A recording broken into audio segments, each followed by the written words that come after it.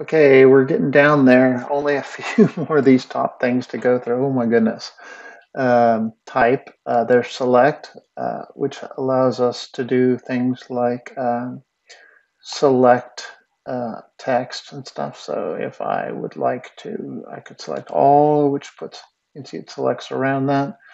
I can select subject, and I'm on the pink layer. So if I have to get here, if I go here, I can select subject.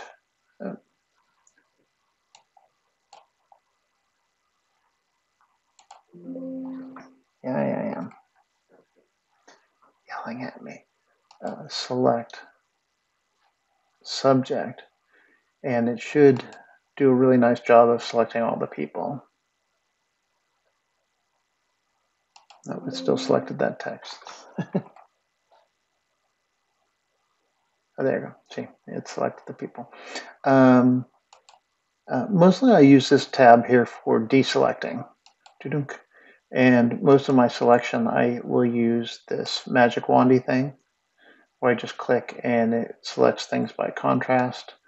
A lot of times I will use this button here, which is a lasso, which allows me to draw circles around stuff and select it. For instance, if I want to get rid of this thing, I just go like that. Or I could create another layer above it and select the background color here and just click on that and hide it. It's really still there. It's just hidden behind a blob. And then I just go select, deselect.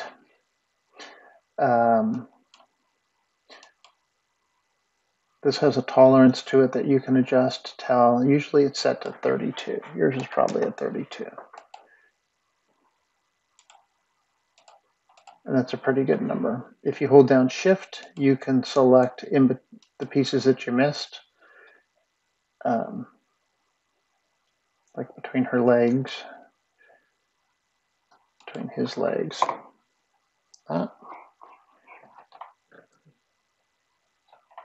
And I always, you can Control X and say, oh, oops, I missed that one. So I Control Z, hit Shift and select that spot. Control X, and now, oops, missed this little bit here. There we go. Oh, missed that little bit there. Anyways, you get the idea. That's select. And it does other stuff, but we'll get into that more. It's more important that you kind of understand what it does at a base level before you start doing expert selection stuff. The filter gallery, I'm going to pass over that right now because it's all special effects. In fact, filter and 3D are both wonderful tools, but they're more advanced tools. And they get a little confusing. So we'll definitely come back around that way. Then the other only one is view, and this allows you to just change the way you see you're looking at it, like 100%, 200% print size, actual size, like zoom in, zoom out. I usually use the magnifying glass for all that because once I select the magnifying glass, everything in the view is now right here on this tab, and it's much easier to do that. Great. And then window, of course, we've already covered. Has all the different windows in it. If you want to show anything, you just kind of click on it. Oh, I forgot. View has extra stuff. Like if you need a rule, if you want to show rulers along your border here, it's in view. If you want to show like smart guides, which are these things that allow you to, like, I want all the computer monitors to be the same height. So this is just a marker that you can move around. It doesn't render or anything.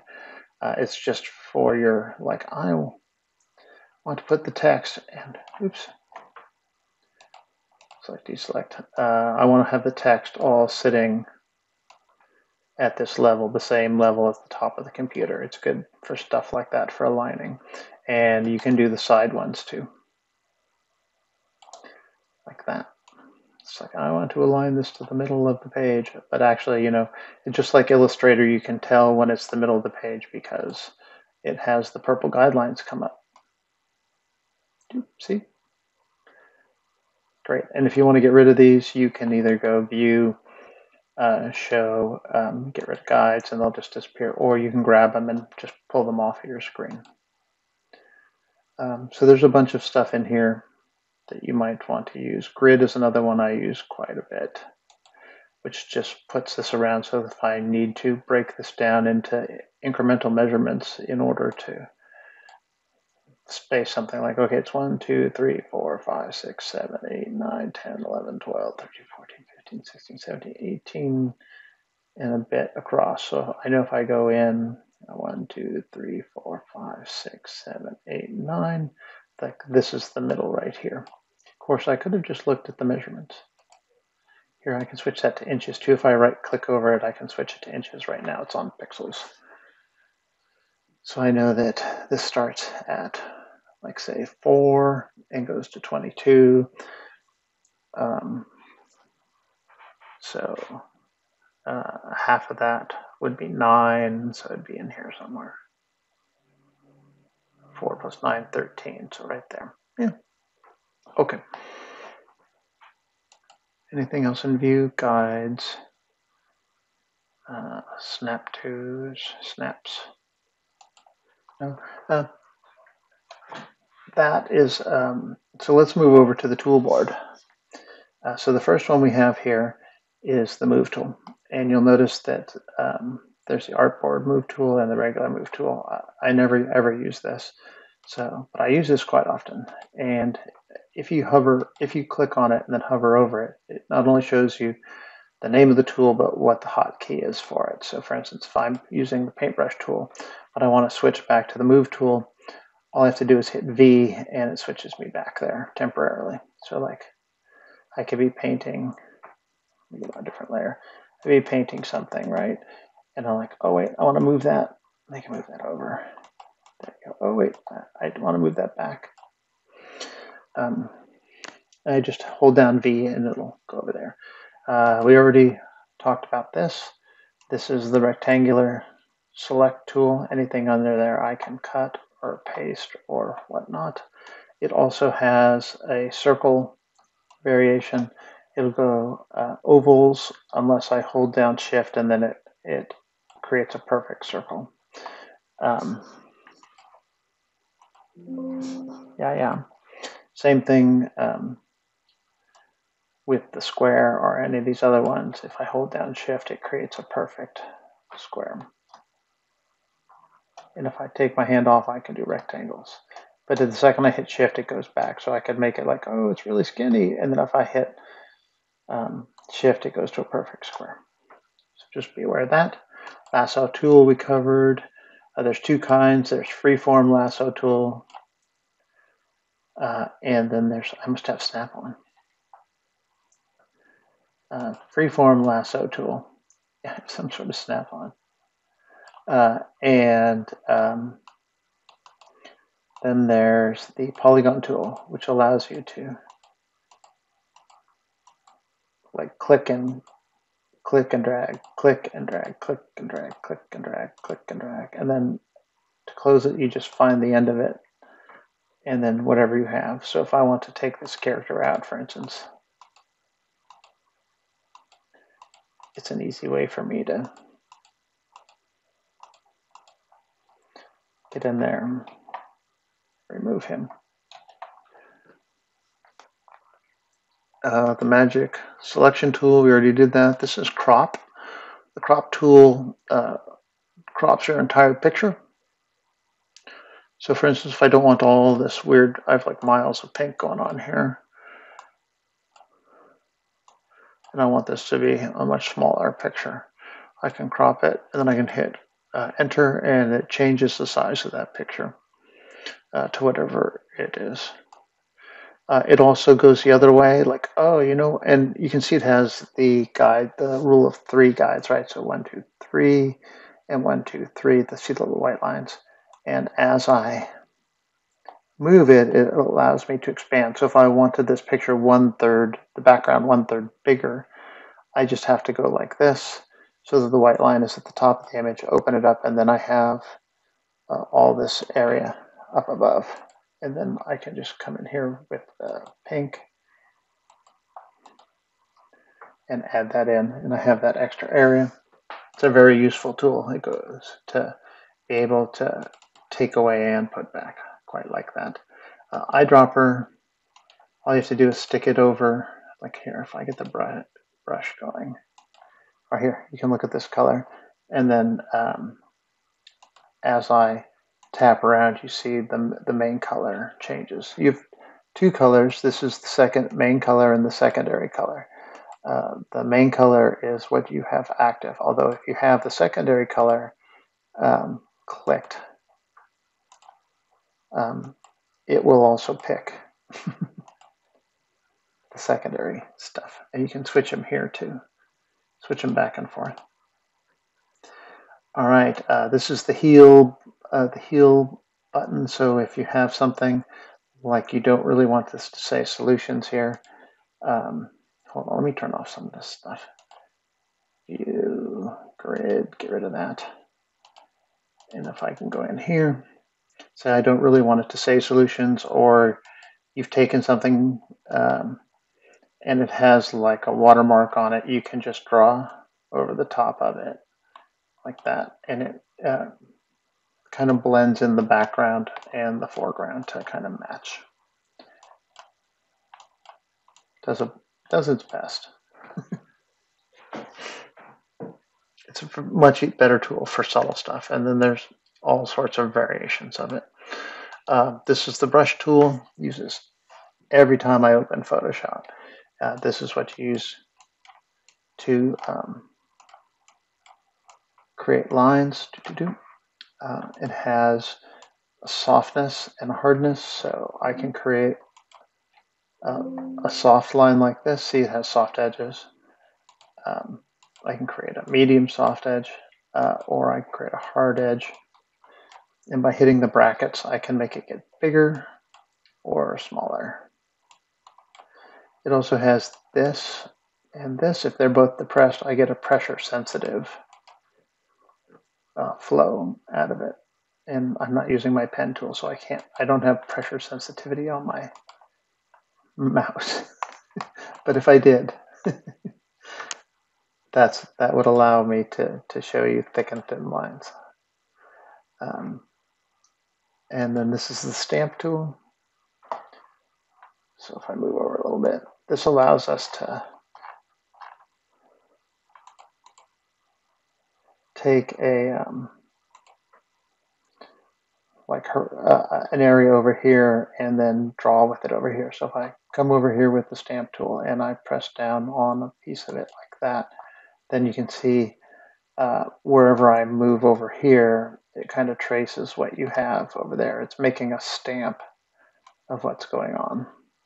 This is really good for fixing textures and materials and stuff when they have holes in them.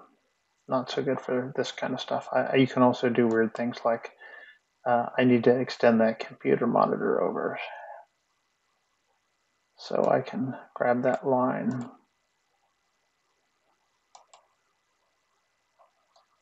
and kind of fix it like that. All right. This is the history brush. We won't get into that right now.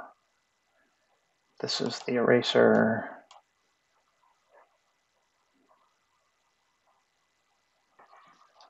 And the eraser has all the same functionality as the pen tool, hard and soft. And of course, it's erasing this. This is the pink layer down there, so it's erasing the color layer and showing the pink layer. So I get rid of that. But if I want to just fill in where that layer was, I just have to go like that.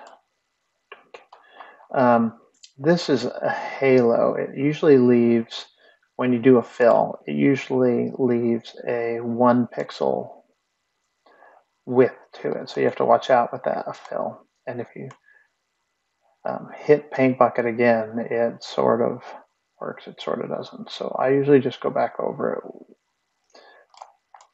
with a paintbrush. There's smudge. Oops. One more time. Oh, here's the paint bucket tool, which we've used a couple times already. So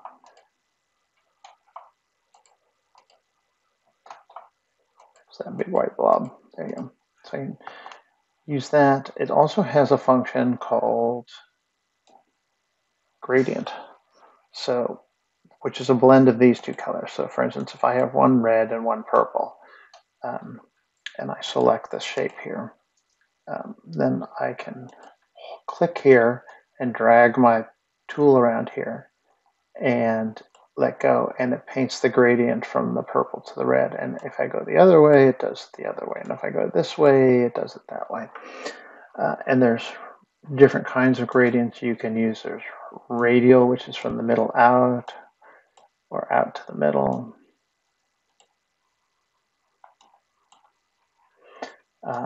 This one's like for a pipe or something,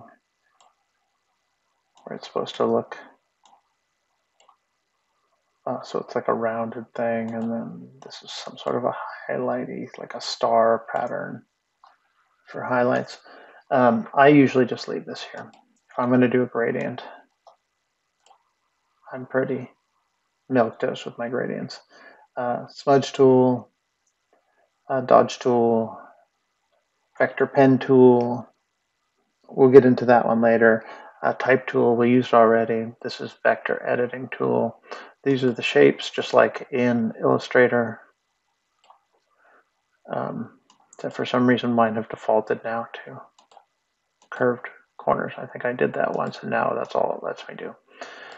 Oops, let's select, deselect. So this is a vector image, and just like in Illustrator, can be altered in any way that Illustrator folders can. You can create and has all the same stuff, patterns, grids, boxes, control points, and you can control with, corner rounding and stuff. And it's not just rectangles, but squares, triangles, poly tools, and a custom tool, custom shape tool, which has hundreds of things in it, animals and leaves and arrows and stuff. Here's an arrow, and this is a vector shape, so you can manipulate it in a vectory sort of way if you want. I need the white one for the point tool, and then I can pick that one.